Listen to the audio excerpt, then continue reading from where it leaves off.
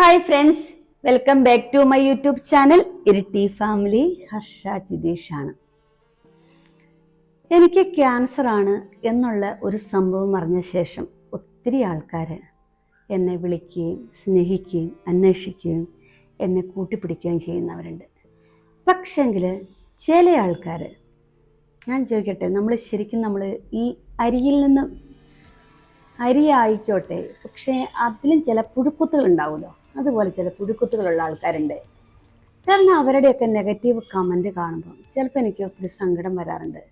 കാരണം ഞാനിപ്പം എല്ലാ കമൻസും ഞാൻ എപ്പോഴും എടുത്ത് നോക്കാറില്ലായിരുന്നു. കാരണം നമുക്കൊരു ക്ഷീണങ്ങളാകുന്ന ഒരു ടൈമിൽ നമ്മളെല്ലാവരുടെ ഒരു കമൻസ് ഒന്നും എടുത്ത് നോക്കാൻ നമുക്ക് പറ്റാത്തൊരു സാഹചര്യമായിരുന്നു. എനിക്ക് കുറച്ചും കൂടെയൊക്കെ ഓക്കെ ആയി. അപ്പം ഞാൻ പഴയ കുറേ കമൻസൊക്കെ എടുത്ത് നോക്കിയിട്ടുണ്ടായിരുന്നു. അപ്പം ഒരു ടീം പറഞ്ഞിട്ടുണ്ടായിരുന്നു, ചേച്ചിക്ക് ആരും വിശ്വാസമില്ലാത്ത പോലെ ചേച്ചി ഒരു ഹോസ്പിറ്റലിൽ കൊണ്ട് കാണിച്ചു, പിന്നെ ചേച്ചി വേറെ MCC പോയി, പിന്നെ ചേച്ചി MBR പോയി, എന്നിട്ട് ചേച്ചിയുടെ ട്രീറ്റ്മെൻറ്റ് അത് MBR നല്ലതാണെന്ന് ചേച്ചി എങ്ങനെയാണ് പറയുന്നത്? ഞാൻ ചോദിക്കട്ടെ, എനിക്ക് ക്യാൻസർ ആണെന്ന് അറിയാമായിരുന്നെങ്കിൽ, ഉറപ്പായിട്ട് അറിയാമായിരുന്നെങ്കിൽ ഞാൻ നേരെ അങ്ങ് പോവുള്ളായിരുന്നു. അറിയില്ലായിരുന്നു. നിങ്ങളൊക്കെ ചിന്തിച്ച് നോക്കണം, ഇത് ആർക്കും വരുന്ന കാര്യങ്ങളാണ് ഇതൊക്കെ. ഞാൻ ഓൾറെഡി എൻ്റെ ക്ഷീണങ്ങൾ എന്താണെന്ന് അറിയാൻ വേണ്ടിയാണ് ഞാൻ ഓൾറെഡി ഇന്ദിരാഗാന്ധി ഹോസ്പിറ്റലിൽ പോയിട്ടുള്ളത്. പിന്നെ അതിൻ്റെ ഒരു ട്രീറ്റ്മെൻറ്റ് എന്താണ്, എനിക്ക് ക്യാൻസർ ആണോ എന്നൊരു ഡൗട്ട് ഉള്ളത് കൊണ്ടാണ് ഞാൻ തലശ്ശേരി മലബാർ ഹോസ്പിറ്റലിൽ പോയിട്ടുണ്ടായിരുന്നു. പക്ഷെ അതിലെനിക്ക് നെഗറ്റീവാണ് എനിക്ക് വന്നത് എന്ന് ഞാൻ പറയുന്നിടത്ത് ഞാൻ ആരെയെ പേടിക്കേണ്ടത്? അത് നമ്മളെ ആരെയും ഭയപ്പെടുത്താൻ പറ്റത്തില്ല. നമ്മൾ പറയേണ്ട കാര്യങ്ങൾ എവിടെ നമ്മൾ പറയും. പക്ഷേ കുറേ കാര്യങ്ങളുണ്ട്. ഓൾറെഡി എനിക്ക് MBR എനിക്ക് ഓൾറെഡി നല്ല ട്രീറ്റ്മെൻ്റ് ആണെന്ന് പറഞ്ഞാൽ എൻ്റെ അനുഭവമാണ്. അതിന് ഞാൻ ആരെയും പേടിക്കേണ്ടത്? ക്യാൻസറിന് പിന്നെ കുറേ കമൻസ് വന്നിട്ടുണ്ടായിരുന്നു, ക്യാൻസറിന് ട്രീറ്റ്മെൻറ്റ് അധികം വേണ്ട, ക്യാൻസർ ആണല്ലോ എന്തിനാ. കാരണം കമൻസ് എന്നുള്ളതല്ല, എന്നെ പേഴ്സണലായിട്ടും കുറേ ടൈം വിളിച്ചിട്ടുണ്ടായിരുന്നു. കാരണം ഇത്രത്തോളം ക്യാൻസറിന് കോസ്റ്റ് ഉണ്ട് എന്നൊക്കെ പറഞ്ഞ് ചേച്ചി കുറച്ച് വീഡിയോ ഇട്ടിട്ടുണ്ടായിരുന്നല്ലോ. അത്രത്തോളം എന്തിനാ കോസ്റ്റ്? എന്തിനാണ് ഇത്ര ചിലവ് കൂടി നിങ്ങൾ ക്യാൻസറിന് ട്രീറ്റ്മെൻറ്റ് ചെയ്യുന്നത്? ഇത്രത്തോളം ട്രീറ്റ്മെൻറ്റ് ചെയ്താൽ നിങ്ങൾക്ക് ക്യാൻസർ ആണല്ലോ. ഇത്രത്തോളം ട്രീറ്റ്മെൻറ്റ് നിങ്ങൾ ചെയ്യണ്ട. ഓൾറെഡി അത്യാവശ്യം ട്രീറ്റ്മെൻറ്റ് ചെയ്യുക, ബാക്കി നിങ്ങൾ ഹോമിയോയിൽ പോവുക, അല്ലെങ്കിൽ നമുക്ക് ആയുർവേദം കൊണ്ട് അത്യാവശ്യമൊക്കെ ചെയ്യുക. ഇതൊന്നും നിങ്ങൾ ചെയ്യണ്ട. ഇതെല്ലാം ചെയ്താലും ഇതിൻ്റെ അവസാനം ഇങ്ങനെയാണെന്ന്. കാരണം ഇവരാണോ തീരുമാനിക്കുന്നത്? ഇവർക്കൊക്കെ ഈ പറയുന്ന ഒരു വ്യക്തിക്ക് രോഗമില്ലാത്ത ഒരു വ്യക്തിയായിരിക്കാം എന്നാണ് ഞാൻ അനുമാനിക്കുന്നത്. കാരണം രോഗമുള്ള ഒരു വ്യക്തി ഇങ്ങനത്തെ ഒരു കാര്യങ്ങൾ പറയാറില്ല. അവരുടെ കുടുംബത്തിലും രോഗം ഉണ്ടായിരിക്കില്ല.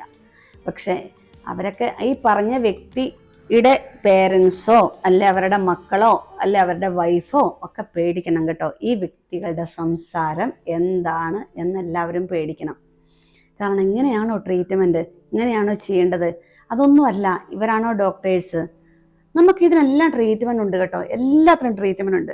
പിന്നെ ഇതൊക്കെ നമ്മൾ ഈ ക്യാൻസർ സർവൈവ് ചെയ്യാൻ വേണ്ടി ഞാൻ ഓൾറെഡി ക്യാൻസർ ഫൈറ്ററാണ്. അപ്പം എന്നെ വിളിച്ചോ, എൻ്റെ വീഡിയോയുടെ താഴെയോ ഈ കമൻ്റ് ഇടുന്ന ഒരു വ്യക്തിയുടെ ഒരവസ്ഥ എന്താണ്? അവരെങ്ങനെ എന്നെ മോട്ടിവേഷൻ ചെയ്യാനാണോ, എന്നെ തളർത്താനാണോ ഉദ്ദേശിക്കുന്നത് എന്നും കൂടി ചിന്തിക്കണം. പക്ഷേ ഹർഷ ഇതിലൊന്നും തളരില്ല. ഓൾറെഡി എൻ്റെ മെസ്സഞ്ചറിലൊക്കെ ഇവർ കുറേ മെസ്സേജൊക്കെ വിട്ടിട്ടുണ്ടായിരുന്നു. എല്ലാവരുമല്ല, ഞാൻ പറഞ്ഞ 2-3 ടീം. അതെന്തുകൊണ്ടാണ്, നമ്മളെ മാനസികമായി തളർത്താനാണോ എന്നാണ് എനിക്കറിയില്ല. പക്ഷേങ്കിൽ അങ്ങനെ മാനസികമായി തളരാനാണെങ്കിൽ ഒരിക്കലും ഞാൻ ഈ നിലയിൽ ഇവിടെ എത്തത്തില്ലായിരുന്നു. കാരണം നമ്മളെ മാനസികമായിട്ട് തളർത്താൻ ആർക്കും പറ്റില്ല.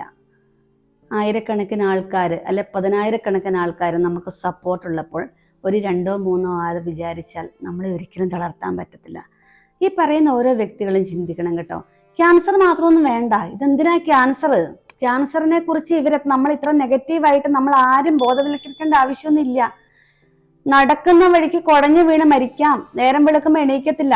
കാരണം ഓൾറെഡി നമുക്കിപ്പോൾ ഒരു ഹാർട്ട് അറ്റാക്ക് വരുന്ന ടൈമിൽ നമ്മൾ ചിന്തിക്കും ഹാർട്ട് പേഷ്യൻസിന് മാത്രമേ ഹാർട്ട് അറ്റാക്ക് വരുള്ളൂ. പക്ഷെ അതൊന്നും അല്ല കേട്ടോ.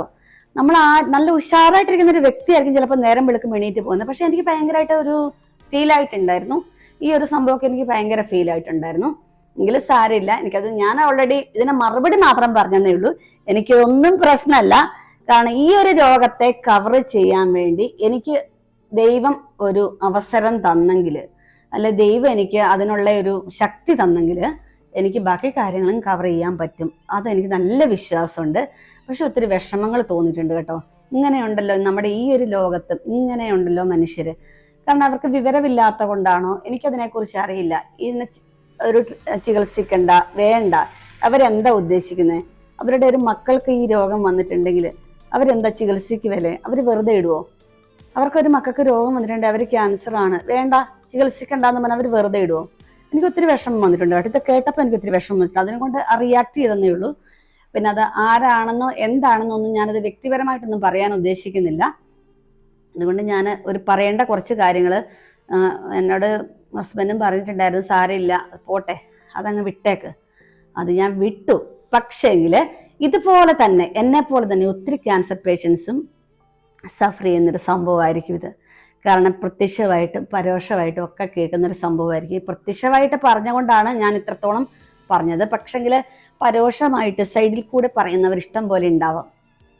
കാരണം ഇത്രയും ട്രീറ്റ്മെൻറ്റ് ഇത്ര എന്തിനാ? കാരണം മക്കൾക്ക് പഠിക്കാനുള്ള പൈസ, മക്കൾക്കുള്ള സ്വത്ത്, ഇതെല്ലാം എന്തിനാ കളഞ്ഞ് ട്രീറ്റ്മെൻറ്റ് ചെയ്യുന്നത് എന്ന് ചോദിക്കുന്നവർ പരോക്ഷമായിട്ടുണ്ടായിരിക്കാം. പക്ഷേ ഈ സ്വത്തിലൊന്നും അല്ല കാര്യം കേട്ടോ. നമ്മൾ നമ്മുടെ മക്കളെ പഠിപ്പിക്കുക, അവരെ ഒരു ഉന്നത നിലയിലെത്തട്ടെ.